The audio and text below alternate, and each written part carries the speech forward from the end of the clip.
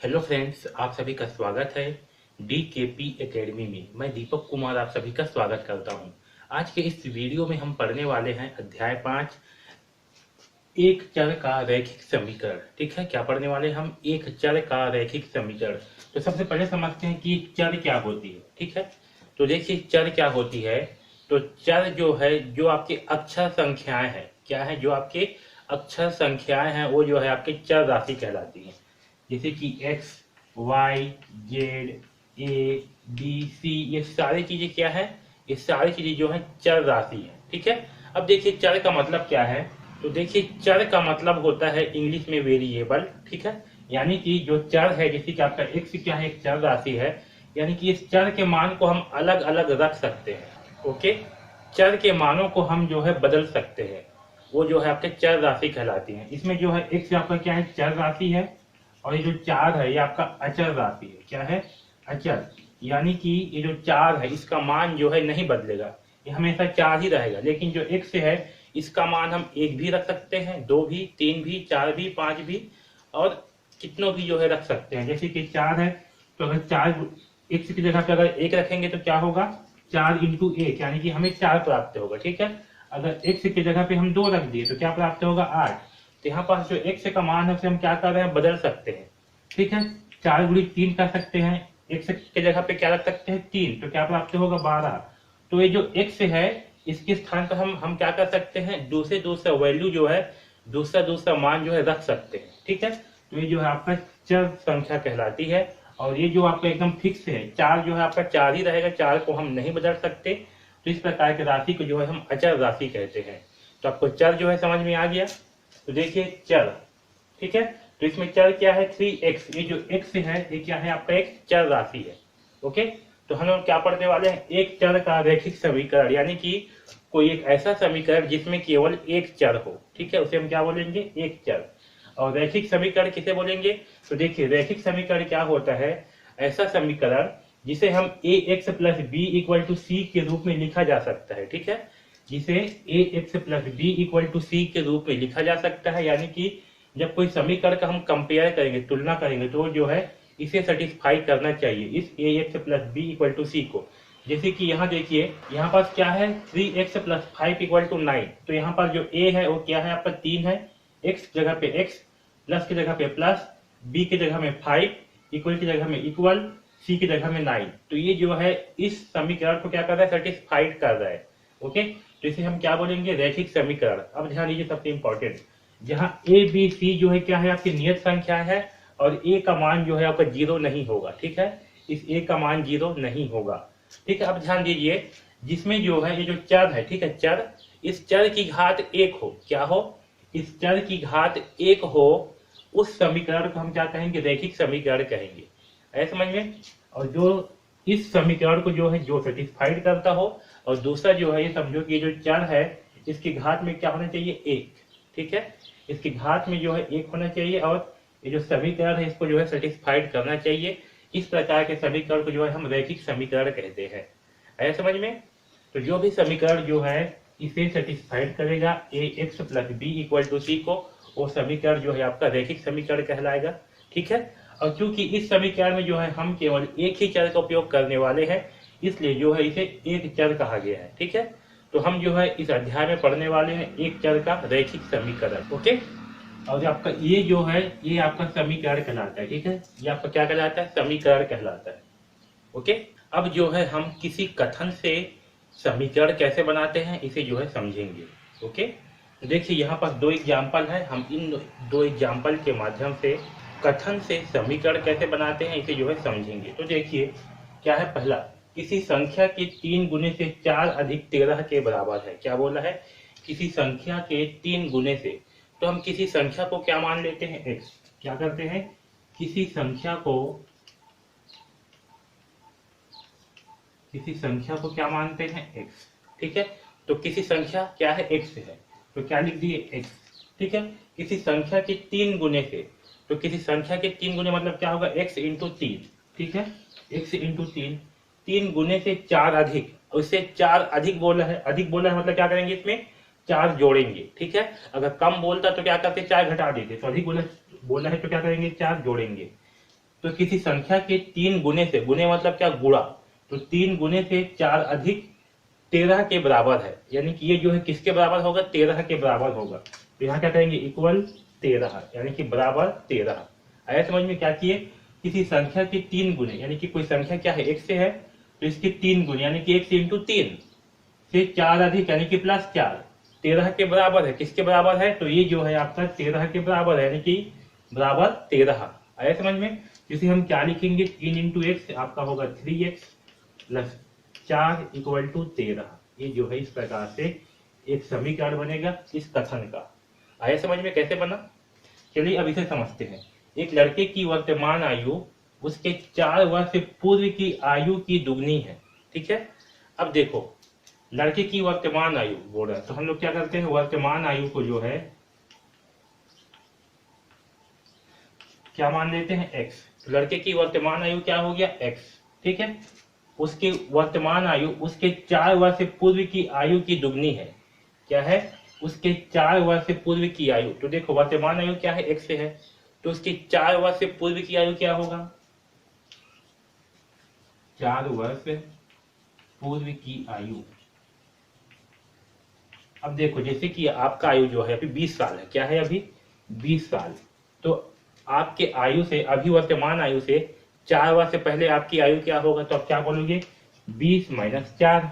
ठीक इसी प्रकार लड़के की अभी वर्तमान आयु कितना है, x से है, तो 4 वर्ष से पूर्व उसकी आयु क्या होगा, तो क्या होगा x माइनस 4। ठीक है, जैसे आप क्या किए 20 माइनस 4, उसी प्रकार से क्या करेंगे x माइनस 4। अब क्या बोल रहा है कि उसकी आयु 4 वर्ष पूर्व की आयु की दुगनी है। क्या है, दोगुनी।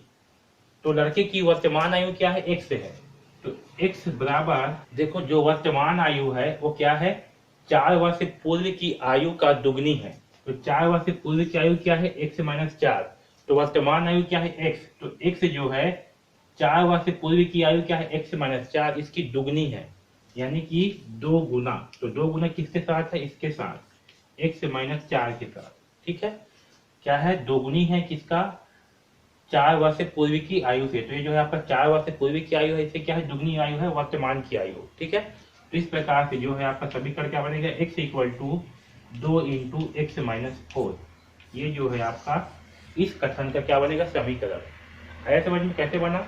देखो फिर समझा रहा हूँ, लड़के की वर्तमान आयु क्या है, x है, 4 वर्ष से पूर्व की आयु क्या होगा, x माइनस 4।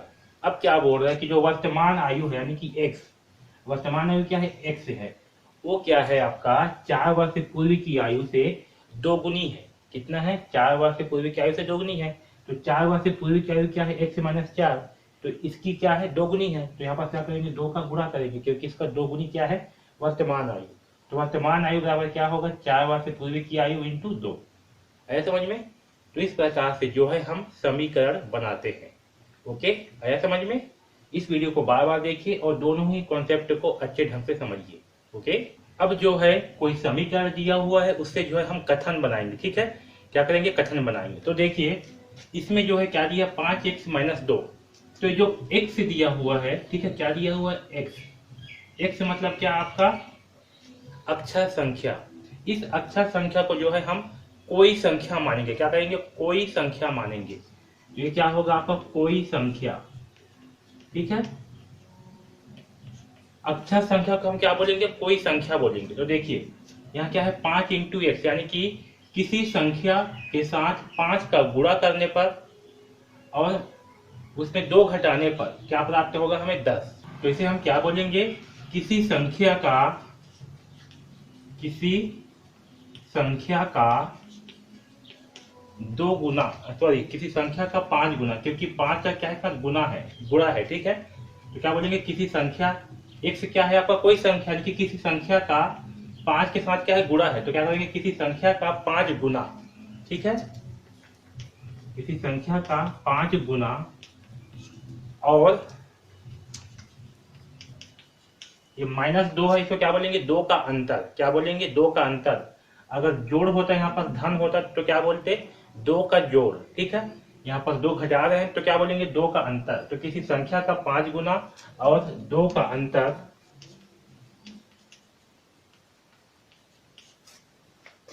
10 है। क्या है, 10 है या 10 के बराबर है। ठीक है, या 10 के बराबर है। ठीक है, ऐसे जो है बोलेंगे। याद रखें, जब भी गुणा में होगा तो क्या बोलेंगे, किसी संख्या का 5 गुना। ठीक है, क्या बोलेंगे, गुना, 5 गुना, 5 के साथ गुना है तो 5 गुना। ठीक है, तो किसी संख्या का 5 गुना नहीं, हाँ गुना होगा। ठीक है, किसी संख्या का 5 गुना और 2 का अंतर 10 है या 10 के बराबर है। ठीक है, तो इस समीकरण का जो है कथन इस प्रकार से बनेगा। ओके, आया समझ में। चलिए अब दूसरा समीकरण है, इसको जो है समझते हैं। तो देखिए, x क्या है आपका, कोई संख्या। यहाँ समझाया हूं, x को क्या मानेंगे, कोई संख्या। ठीक, कोई संख्या या किसी संख्या, जैसे क्या बोलेंगे, हम क्या कर रहे हैं, इस x में x/4 को जोड़ रहे हैं, यानी कि किसी संख्या में संख्या का 1/4 को क्या कर रहे हैं, जोड़ रहे हैं। तो क्या होगा, किसी संख्या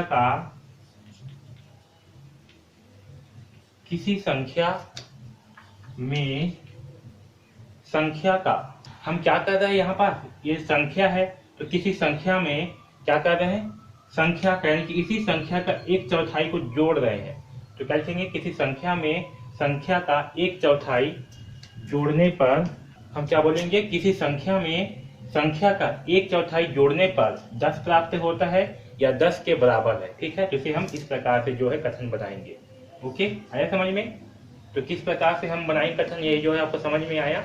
अगर नहीं आया है तो इस वीडियो को जो है बार बार देखिए और अच्छे ढंग से समझिए। ओके, यहाँ पास कुछ और एग्जाम्पल है, इसे भी जो है हम समीकरण बनाएंगे। ठीक है, ये समीकरण से जो है कथन बनाएंगे। तो देखिए, 2x - 3 = 42। तो इसे हम क्या बनाएंगे, x को क्या बोलेंगे हम, कोई संख्या। ठीक है, तो इसे क्या बोलेंगे, किसी संख्या का। अब देखो यहाँ पास क्या है, किसी संख्या में क्या हो रहा है, 2 का गुना हो रहा है, तो किसी संख्या का 2 गुना। ठीक है, किसी संख्या का 2 गुना और 3 क्या कर रहे हैं, घटा रहे हैं, तो 3 का अंतर। किसी संख्या का 2 गुना और 3 का अंतर इतना है, 42 है। तो लिखेंगे 42 है। ठीक, तो इस प्रकार से जो है आपका पहला समीकरण का कथन बनेगा। दूसरा देखिए, क्या है, x + 6 = 28। तो x से क्या होगा आपका, किसी संख्या। तो क्या लिखेंगे, किसी संख्या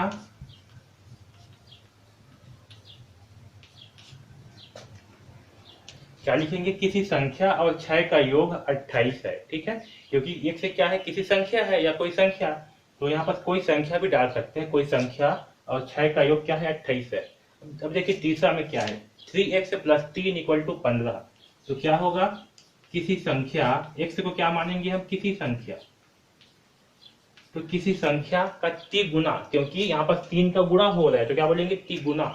अगर 4 का गुणा होगा तो 4 गुना, 5 का गुणा होगा तो 5 गुना, 6 का गुणा होगा तो 6 गुना। आया समझ में।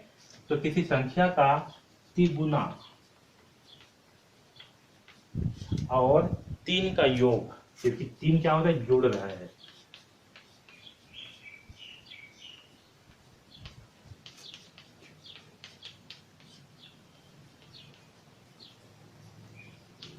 क्या होगा, किसी संख्या का तिगुना और 3 का योग 15 है।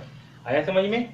तो इस प्रकार से जो है हम समीकरण से कथन बनाएंगे। ओके, अब जो है हम समीकरण को हल कैसे करते हैं इसे जो है समझेंगे। ओके, तो देखिए, जैसे कि यहाँ पास एक समीकरण दिया हुआ है, x + 2 = 7।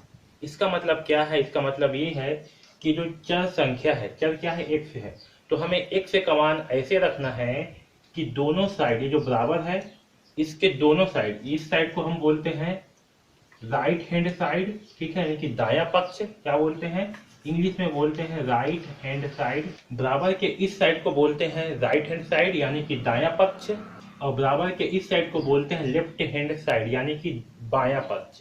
आया समझ में। तो हमें x का मान ऐसे रखना है कि x का मान रखने पर जो इसका दायां पक्ष है और बायां पक्ष दोनों बराबर होना चाहिए। आया समझ में। तो जब दोनों बराबर होगा, हम x का ऐसे मान रखेंगे जिससे दोनों पक्ष क्या होगा, बराबर होगा, तो इसे जो है हम समीकरण का हल करेंगे।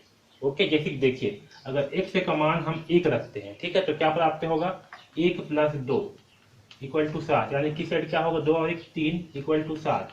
तो दोनों साइड जो है बराबर नहीं आया, यानी कि x इक्वल टू 1 क्या है, समीकरण का हल नहीं है। आया समझ में? ये क्या है आपका हल नहीं होगा। ठीक है, इससे जो है समीकरण सत्य नहीं होगा, तो क्या बोलेंगे, समीकरण असत्य है। क्या बोलेंगे इसे, समीकरण असत्य बोलेंगे। ठीक, या समीकरण का हल नहीं है बोलेंगे। ठीक है, अब देखिए अगर हम x का मान 2 रखते हैं तो क्या प्राप्त होगा हमें, 2 + 2 = 7 होगा। ठीक है, तो 2 2 क्या होगा 4, तो 4 बराबर 7। अब भी क्या है, समीकरण का हल जो है हमें प्राप्त नहीं हुआ है, यानी कि ये भी क्या होगा, असत्य होगा। ठीक है, अब जो है x का मान 3 रखते हैं तो क्या प्राप्त होगा, x का मान 3 रखने पर 3 + 2 = 7। ठीक है, तो 3 2 क्या होगा 5, इधर क्या है 7 है, तो अब भी क्या है, ये असत्य है। ठीक है, आया समझ में? अब जो है हम x का मान 5 रखते हैं, क्या रखते हैं, x का मान 5, तो x का मान 5 रखने पर क्या होगा, x + 2, यानी कि x की जगह में क्या आएगा 5, तो 5 + 2 = 7, तो 5 और 2 क्या होगा 7 बराबर 7, यानी कि दोनों साइड में क्या प्राप्त हुआ, हमें 7 7 प्राप्त हो गया। ठीक है, ये क्या है, समीकरण का हल है और ये जो है सत्य है। ठीक है, यानी कि x = 5 के लिए क्या है, ये समीकरण सत्य है। ठीक है, और यही जो है इसका हल होगा। आया समझ में? तो हमें जो है इस समीकरण में x का मान ऐसे रखना होता है जिससे कि ये जो बायां साइड का जो पक्ष है ये दायां साइड के बराबर हो जाए। जब बायां साइड का पक्ष जो है दायां पक्ष के बराबर हो जाएगा तो इसे जो है हम सत्य बोलेंगे और यही जो है समीकरण का हल कहलाएगा। ओके, आया समझ में? जैसे कि यहाँ देखिए x - 7 = 3 है, यहाँ पास x का मान क्या रखें जिससे कि बायां पक्ष और दायां पक्ष दोनों बराबर हो जाए। तो अगर x का मान जो है हम 3 रखते हैं, सॉरी x का मान अगर हम 10 रखते हैं, क्या रखते हैं 10, तो समीकरण जो है क्या होगा, देखिए x का मान क्या रखते हैं 10, तो क्या होगा 10 - 7 = 3, तो 10 - 7 करने पर क्या प्राप्त होगा 3, तो 3 = 3, तो 10 x का मान 10 क्या होगा, ये जो है सत्य होगा। ठीक है, और ये जो है समीकरण का हल होगा, यानी कि x का मान क्या होगा 10 होगा। आया समझ में? तो हमें जो है ऐसी ही इस जो चर संख्या है इसका हमें मान निकालना होता है। ठीक है, और वही जो है समीकरण का हल कहलाता है कि जो चर संख्या है इसका मान क्या होगा वो जो है हमें निकालना होता है। ओके, आया समझ में? तो यही जो है आपका समीकरण का हल कहलाएगा। ठीक है, तो ये जो समीकरण होते हैं इनके जो है कुछ गुण धर्म होते हैं, उसे जो है हम पढ़ते हैं। तो देखिए पहला क्या है, समीकरण में बराबर, जो बराबर का चिन्ह है उसके दोनों ओर 2 पक्ष होते हैं। जैसे कि समीकरण है तो बराबर का चिन्ह है तो इस पर क्या है 2 पक्ष हैं। इस साइड के पक्ष को बोलते हैं दायां पक्ष, इंग्लिश में राइट हैंड साइड, और इस पक्ष को बोलते हैं बायां पक्ष, इंग्लिश में बोलते हैं लेफ्ट हैंड साइड, या शॉर्टकट में LHS बोलते। ओके, तो ये हुआ पहला नियम। अब देखिए दूसरा क्या है, समानता के 4 नियम। इसमें जो है समानता के 4 नियम लागू होते हैं। अगर समीकरण जो है आपका, ठीक है, ये क्या है, समीकरण जो है अगर A = B, यानी कि जो इस साइड का पक्ष है और इस साइड के पक्ष के बराबर है, दोनों साइड क्या है आपस में बराबर है, तब ध्यान दीजिए, तब जो है अगर इसमें हम किसी समान संख्या को जोड़ते हैं दोनों साइड में, क्या करेंगे, किसी समान संख्या को दोनों साइड में जोड़ते हैं तो जोड़ने पर योगफल जो है बराबर रहता है। क्या रहता है, योगफल जो है बराबर रहता है। जैसे कि देखिए यहाँ पास एक समीकरण दिया है x - 7 = 3। ठीक है, ये क्या है, x - 7 = 3, यानी कि दोनों पक्ष क्या है इसमें बराबर है, इसे मान के चलते हैं। अब देखिए हम क्या करते हैं, दोनों पक्षों में जो है 7 जोड़ते हैं। क्या करेंगे, दोनों पक्षों में 7 जोड़ेंगे तो क्या होगा, x - 7 था तो x - 7 + 7 = 3 + 7 होगा, क्योंकि दोनों पक्षों में क्या कर रहे हैं, 7 7 जोड़ रहे हैं। तो यहाँ क्या है -7 और 7, तो -7 और 7 क्या होगा, घटेगा तो क्या आएगा 0 आएगा। ठीक है, तो क्या बचेगा यहाँ पास x बचेगा, तो x का मान कितना आया, 3 और 7 10, तो x का मान क्या आया 7। ठीक है, तो हम जो है समानता का पहला नियम का उपयोग करके क्या किए थे, हम इसको हल कर सकते हैं। आया समझ में? तो क्या है, यदि दोनों व्यंजक बराबर हैं तब दोनों पक्षों में समान जोड़ने पर योगफल बराबर रहता है। यानी कि ये दोनों व्यंजक जो है अगर बराबर है तो दोनों पक्षों में समान संख्या जोड़ने पर योगफल जो है बराबर रहता है। ठीक है, ये जो है आपका पहला नियम है। आया समझ में? तो क्या किए हम जो है इसमें x - 7 में और = 3 में क्या किए, दोनों पक्षों में जो है 7 7 जोड़ दिए और 7 जोड़ने पर क्या हुआ, हमारा x का मान आ गया। ठीक है, तो हम जो है इसमें x का मान निकालने के लिए ही 7 जोड़े ताकि जो -7 है क्या हो, कट सके या घट सके। ठीक है, जिससे क्या हुआ, हमारा जो है x का मान आ गया। तो हम जो है समानता के इस पहला नियम को उपयोग करके जो है इस समीकरण को हल भी कर सकते हैं। आया समझ में? तो ये है समानता का पहला नियम। देखिए समानता का दूसरा नियम क्या कहता है, यदि दो व्यंजक बराबर हैं, यानी कि ये दोनों क्या हैं, आपस में बराबर हैं, तब दोनों पक्षों में समान घटाने पर अंतर बराबर रहता है। ठीक है, तो हम क्या कर सकते हैं, दोनों पक्षों में समान घटा सकते हैं। ठीक है, तो हम जो है इस समीकरण को इस दूसरे समानता के नियम के माध्यम से जो है हल करेंगे। तो देखिए यहाँ पर क्या करना है, हमें x का मान निकालना है। तो हम क्या करेंगे, इसमें x प्लस 5 दिया हुआ है, तो क्या करेंगे, हम इसमें -5 को घटाएंगे, तो हमें क्या होगा, x का मान जो है प्राप्त हो जाएगा। तो क्या करेंगे, x प्लस 5 -5 इक्वल टू 14 -5। ठीक है, इससे समानता के दूसरे नियम से। ठीक है, तो इससे क्या होगा, 5 में से 5 घटाएंगे तो 0, 5 में से 5 घटेगा तो क्या प्राप्त होगा, 0, और 14 में से 5 घटेगा तो क्या प्राप्त होगा, 9। ठीक है, तो इससे मान कितना आया, 9। आया समझ में। तो हम जो है समानता के दूसरे नियम का उपयोग करके जो है इसे हल कर सकते हैं। ओके, तो देखिए अगर दोनों पक्ष बराबर है तो चाहे इसमें समान संख्या को जोड़ो दोनों साइड में, या समान संख्या को घटाओ, तब भी इसके मान जो है वो बराबर रहेंगे। ओके, आया समझ में।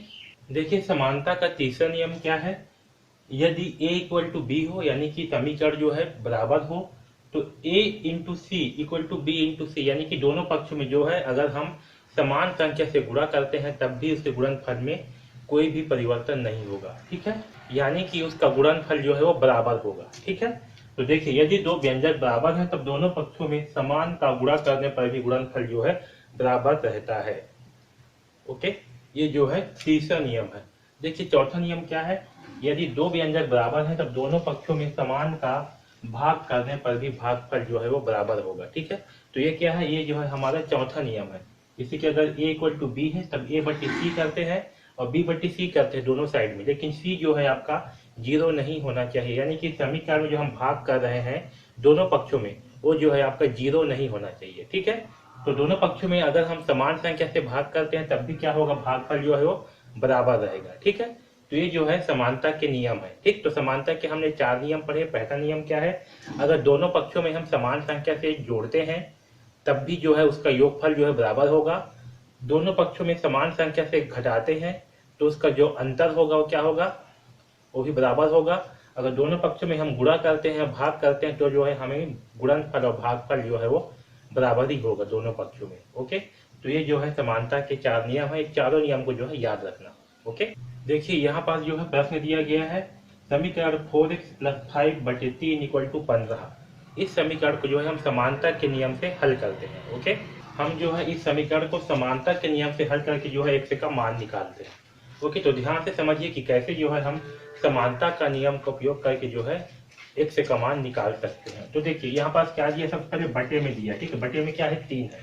तो हम ऐसा क्या करेंगे जिससे कि 3 जो है हट जाए, तो क्या करेंगे, हम जो है इसमें 3 का गुणा करेंगे। ठीक है, तो 3 का गुणा जो है हम दोनों पक्षों में करेंगे। ठीक है, आया समझ में। क्या करेंगे, 3 का गुणा जो है दोनों पक्षों में करेंगे, तो क्या प्राप्त होगा, 4x प्लस 5/3 गुणित 3 इक्वल टू 15 गुणित 3 होगा। ठीक है, ये क्या है आपका समानता का नियम 3 से। ठीक है,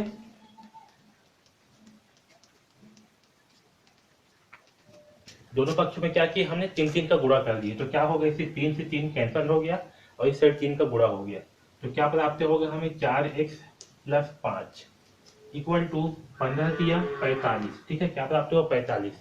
अब क्या करते हैं, दोनों पक्ष में जो है 5 को घटा देते हैं। क्या करेंगे, 5 घटाएंगे, क्योंकि यहाँ पर धन 5 है, तो अगर इसमें 5 घटाएंगे तो क्या होगा, ये 5 जो है यहाँ से हट जाएगा। ठीक है, तो दोनों पक्षों में क्या करते हैं, 5 को घटा देते हैं।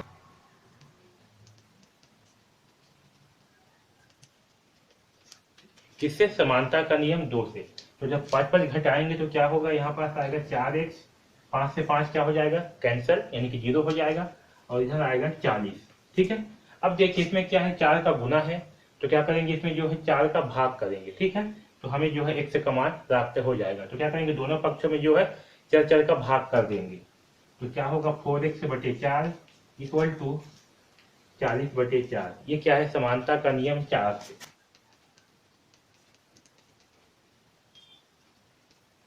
ओके, तो क्या होगा, 4 से 4 कैंसिल, 4 एकम 4, 4 दहम 40, तो x का मान क्या आएगा, 10। ठीक है, तो ये जो है आपका हल भी है कि x का मान क्या आएगा, 10। तो इस प्रकार जो है हम समानता का नियम का उपयोग करके जो है समीकरण को हल भी कर सकते हैं। ओके।